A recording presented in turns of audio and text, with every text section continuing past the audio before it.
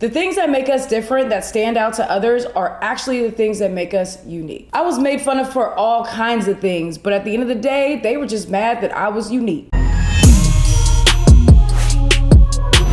Let me interrupt the video real quick to talk about something because it's Black History Month and we should have better access for voting. But in this past year alone, 34 laws added new voting restrictions in 19 different states. And that will affect lower income and people of color. The John Lewis Act was just passed, but that doesn't mean that the issues are gone. So we need to keep paying attention, y'all. Now back to the video. What's up, beautiful humans? It's your girl, Amber. And today I want to talk about how bad I was made fun of when I was younger and how all of those things that I was made fun of when I was younger are actually things that people compliment me on as I got older. And when I sat back and actually thought about it, it just was like a weird moment for me. I'm just like, wow, I wish that there was somebody to talk to me and tell me these things when I was younger, or to kind of break this down, because it's so weird to me. If you go through your whole life being made fun of for certain things that you think are eyesores to people, right? Because they try to bully you or pick on you or put you down and make you feel like those things about you that are different from them are bad qualities. But in reality, you're unique as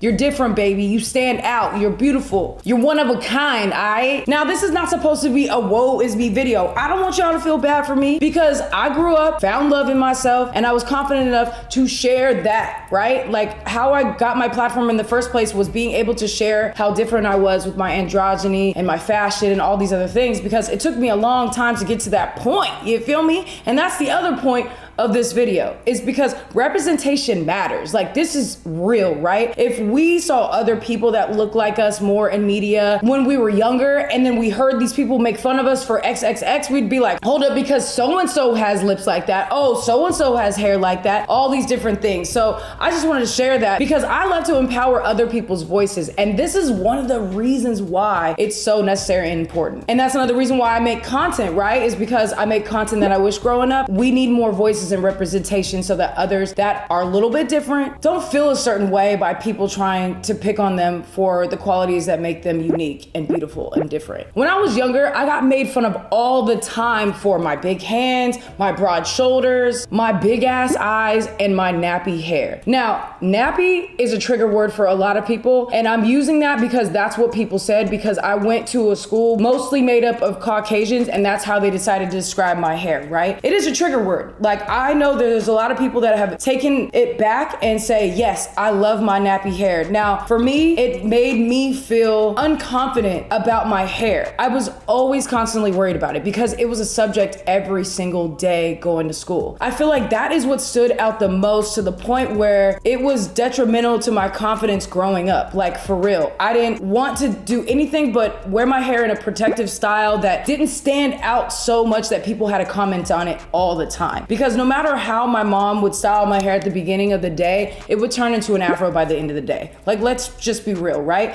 And then no matter how much product I put in it, right? So let's say I put a bunch of gel in there and then it would flake off, and now people are talking about my flakes. Or like, remember the brown gel, y'all? Those of you that have curly hair or hair where we gotta style it for real, the brown gel used to be the extra hold, you know what I'm saying? So then the brown gel, they'd be like, what's in your hair? Why is it dripping off? Why is your hair so wet? And they also would make fun of my high cheekbones and call me a Jackson. Like, that was something to make fun of. All right, listen, at first when I was younger, I didn't like getting compared to Michael Jackson all the time, but then as I got older, I was like, I am him and he is me. Thank you for that. You know what I'm saying? It was just like a constant reminder for my sister and I that we were like the only kids of color, like specifically black kids at the school. So no matter how light bright I was, y'all, black is black. And that's how I was made to feel every single day, all right? And then as I got older, some of those things that people made fun of, like my big eyes or my high cheekbones, were things that people were trying to book me for to model. And I actually was a hair model too. And that's where I was able to find confidence by finding like protective hairstyles that made me feel safe. And then the other thing, my big hands and my broad shoulders became the most amazing thing, not only for sports, but for women. And when I tell you my hands, which were like the thing that I lacked the most confidence in, it was like what stood out to everybody. It was like, my hands are big. Or like the number one thing that I get complimented on all the time. All the time. Like, these hands are magic, baby.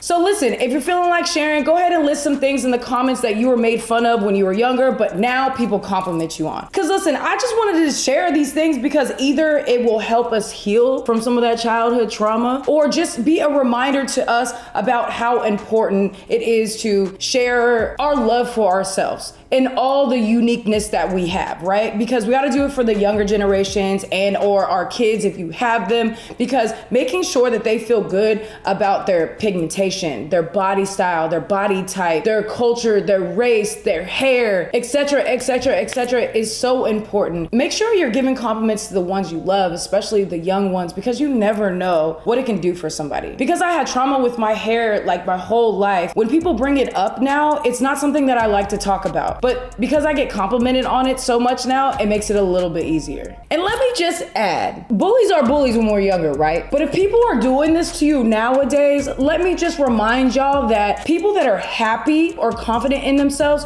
don't spend their time making fun of others. So when I was younger, yeah, they hurt my feelings a little bit. When I started to get older and I got some confident, I would kind of reply to them, making them not feel great about what they just did, right? I wouldn't give them the energy that they were looking for, because in reality, they're looking for a reaction to what they did. So don't ever give them a reply from emotion, because that's exactly what they're looking for. Don't react, don't get defensive, just shut it down nicely by being like, I don't know why you would discuss these things when we're talking about this, or whatever is the circumstances, shut them down nicely, because at the end of the day, if you have time for that, do that. But for me now, I just look at them kind of crazy, and I mostly just feel bad for them, because like I said, they're not happy people, and I don't have time to fuel the fire of some random unhappy person. I got things to do, boo-boo. Anyways, if y'all have been through any of this, please add it in the comments below, and I'll see y'all with a new video. I love you so much. Stay amazing, stay proud, and stay woke. Peace.